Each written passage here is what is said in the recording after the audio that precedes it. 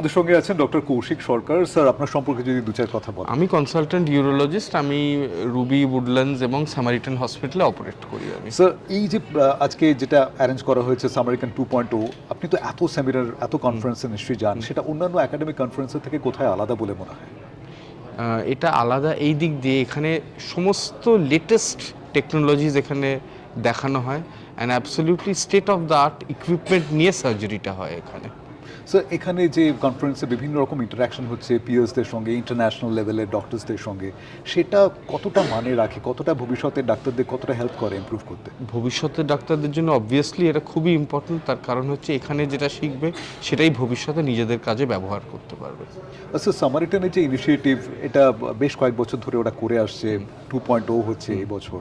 তো সামারিটানের ইনিশিয়েটিভটা কীরকম লাগছে আপনার? দেখুন, স্যামারিটান চিরকালই একটা ইউরোলজি স্পেসিফিক হসপিটাল ছিল এবং ইউরোলজিতে আপনি যা যা লেটেস্ট ইনস্ট্রুমেন্টস চাইবেন প্রত্যেকটা স্যামারিটানে আছে। এমন হতে পারে যে কলকাতার বড় বড় কর্পোরেট হসপিটালে থাকলো না হয়তো, কিন্তু স্যামারিটানে অতি অবশ্যই পাবেন আপনি। এটা আমাদের জন্য একটা বিশাল বড় comfort zone. Thank you sir, thank you sir.